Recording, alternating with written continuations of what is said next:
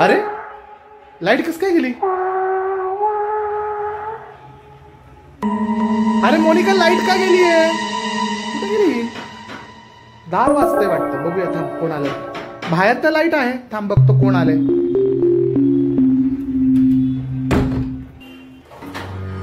अगं कोणच नाहीये. दार नुसतं वाजलंय आणि लाईट पूर्णपणे गेली आहे. अरे काहीतरी झालं वाटतं प्रॉब्लेम. बाहेरची तर आहे ना, आपलीच गेली वाटतं.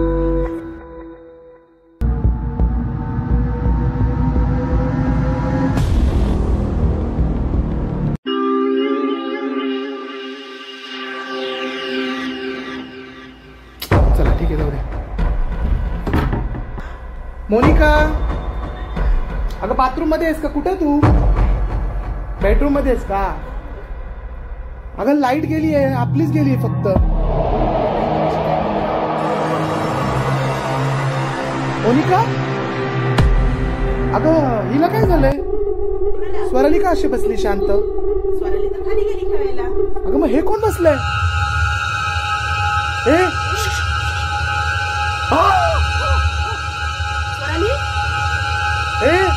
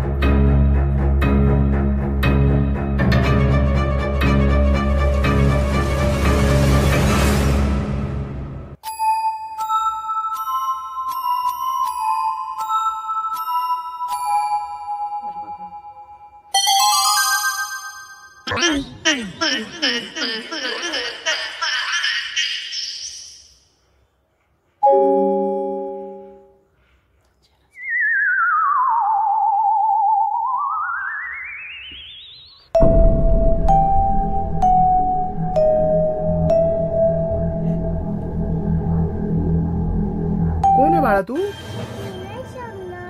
अगं कोण आहेस तू? कुठून आलीस तू? सांग ना, तुझं नाव काय? काय? सावली. अरे वा, छान नाव आहे. पण तू इथं कशी काय आलीस? नाही माहिती. तुझे मम्मी पप्पा कुठे आहेत? मला तो काहीच माहित नाही. का बरं? कुठे गेलती तू?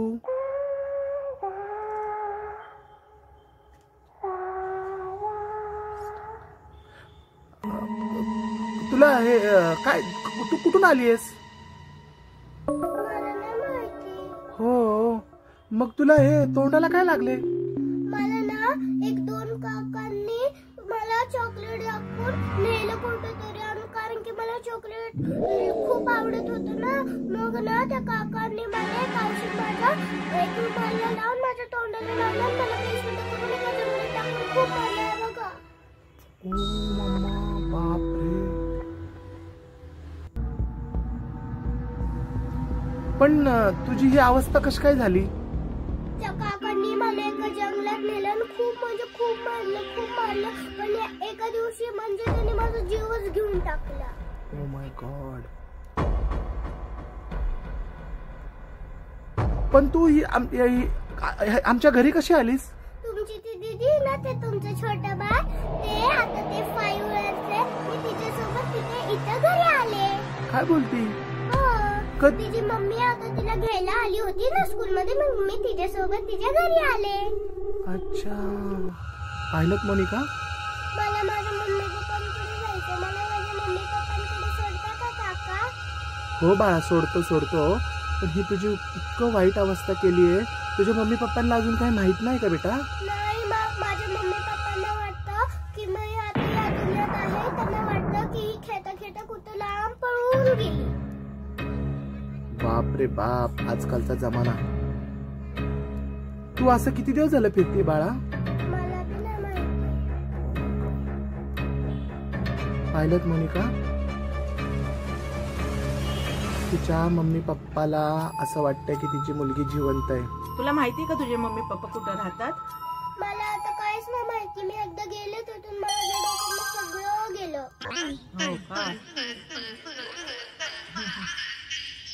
म्हणजे ही त्या मुलीची आत्मा आहे. म्हणजे ही त्या मुलीची आत्मा आहे. तुझं नाव सावली आहे का बाळा? हो. तुला काहीच माहित नाही तू कुठं राहतेस? काहीच? अच्छा, मग आता काय करायचंय तुला? काय करायचं ठरवलंयस? मला माझ्या मम्मी पप्पांची खूप आठवण येते. मला माझ्या मम्मी पप्पांची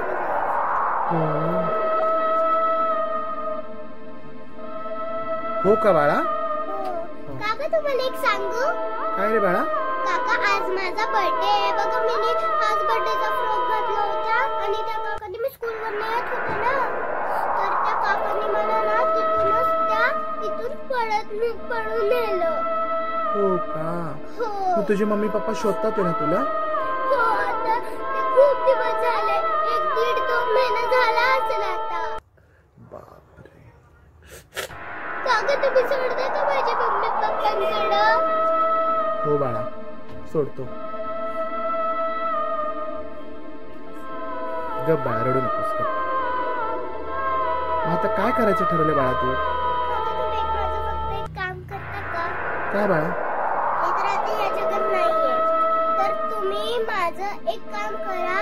आता त्या काकांनी मला, त्या 2 काकांनी मला त्रास दिलाय ना, त्या काकांना तुम्ही सांगा माझ्यासारख्या ज्या मुलींना त्रास झाले ना, तर सगळ्या मुलींना त्रास नका होऊ दे. तसं तुम्ही प्लीज त्यांना सांगा. अजून एक काम करता का माझं? काय बाळा? माझ्या मम्मी पप्पांना बी सांगा की मी आता या दुनियेत नाहीये, कारण की ते मला खूप कुठं जाऊन मला शोधतात. तर प्लीज हे काम सांगा ना. ठीक आहे बेटा, काळजी करू नकोस. पण मला एक सांग, तू इथं कधी आलीयस? काका मी इथं आले कारण की तुमची मुलगी खूप गोड आहे आणि खूप हे करता आणि तुम्ही तिचा लाड करता ना, म्हणून मी तिच्याजवळच बसून राहते. आणि मला असं वाटतं की मी आता माझ्या मम्मी पप्पांसोबत आहे. मम्मी पप्पा मला बी आणि एका दुसऱ्या मुलीला बी लाड करतात. अच्छा, बरं ठीक आहे बाळा. आता तुला न्याय आम्ही नक्कीच देऊ. तुझ्या मम्मी पप्पाला मी शोधून काढन. तू अजिबात काळजी करू नकोस. हा, पण मला एक माहिती आहे. काय? माझे मम्मी पप्पा ना इथंच कुठेतरी राहतात. माझ्या मम्मीचं नाव नेहा आणि माझ्या पप्पांचं नाव विक्रांत. अच्छा, बर ठीक आहे. मी त्यांना नक्कीच शोधून सांगतो त्यांना की तुमच्या मुलगी सापडली म्हणून. तू अजिबात काळजी करू नको. हा बाळा, पण आता तू अजिबात त्रास वगैरे करून घेऊ नको. तू आमच्यासोबत राहिली तरी चालेल.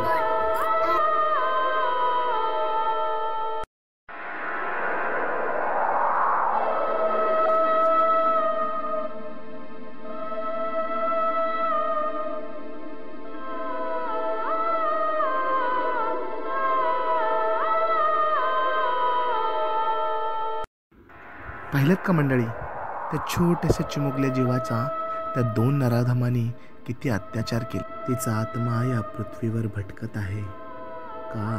तर फक्त तिच्या आईला, म्हणजेच तिच्या माऊलीला आणि तिच्या बाबांना ती शोधत आहे.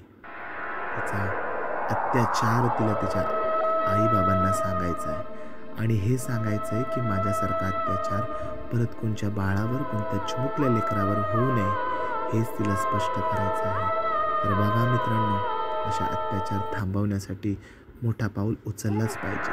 अशा नराधमांना या पृथ्वीवर ठेवलंच नाही पाहिजे. चला तर मित्रांनो, मग भेटूया पुढच्या भागात, भाग 2 मध्ये, गोष्ट भूताची, अर्थात निष्पाप बाळाची आत्मकथा. नक्कीच पाहत रहा. YouTube channel Swarali Vikrant Shinde. Like करा, सबस्क्राईब करा आणि कमेंट जरूर करा. धन्यवाद. Bye bye.